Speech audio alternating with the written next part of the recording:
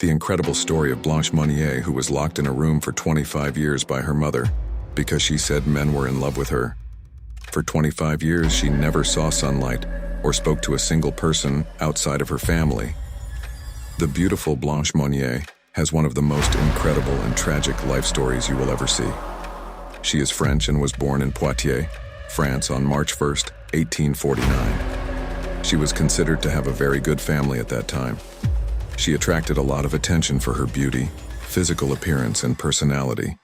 And most importantly, there were many people who wanted to marry her, but her parents were aristocrats. And when it came to the marriage of their beautiful daughter, they were not interested at all. During her teenage years, she attracted the attention of many men from Parisian society, and when Blanche began to receive letters, it disturbed her mother, Louise Monnier, and the situation became unthinkable. The only question was, did Blanche disappear after that day? Or had she disappeared before? For 25 years, she lived in isolation from everyone and everything.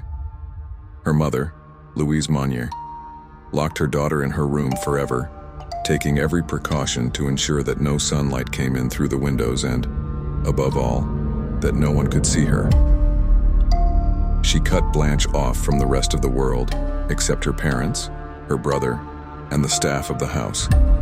She was not allowed to get out of bed in her room or take care of basic hygiene needs.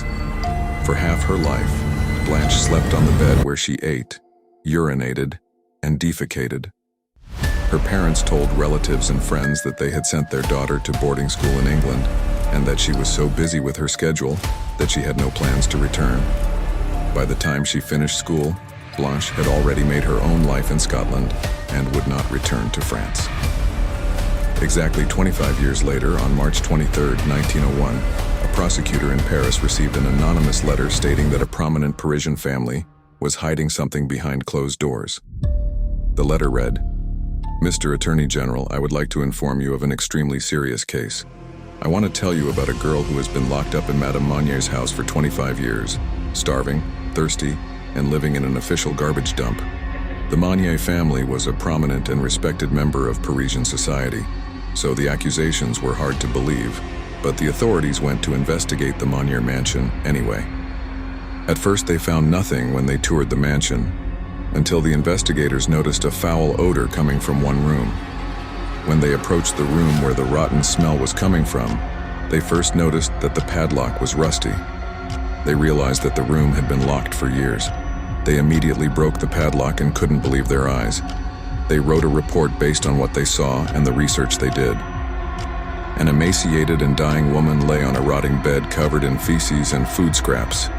The air in the room was so bad and unbearable that we could not continue our investigation. The room was so dark that investigators broke it through the barricades outside the window, and Blanche saw sunlight for the first time in 25 years. She told the investigators that she had been chained for 25 years. Her health was so bad that she weighed only 65 pounds and had no strength to stand on her own 2 feet. When she was taken to the hospital, she said how wonderful it was to be able to take oxygen. During the trial, in which the entire Monnier family was questioned, her mother, Louise Monnier, was arrested, but died 15 days after her arrest. Authorities believe she died of heart disease, but many believe she committed suicide by overdosing on drugs. Blanche's brother, Marcel Monnier, tried to defend himself by saying that his mother was guilty. Despite all the evidence, Marcel was sentenced to 15 years in prison for being an accomplice to Blanche's crime. Blanche was released, but her life was not easy. Locked in a room for exactly 25 years, she developed health problems such as coprophilia, exhibitionism, and schizophrenia. Although she recovered physically, she never recovered psychologically. Blanche Monnier spent the rest of her life in an old people's home and died in a psychiatric hospital in 1913.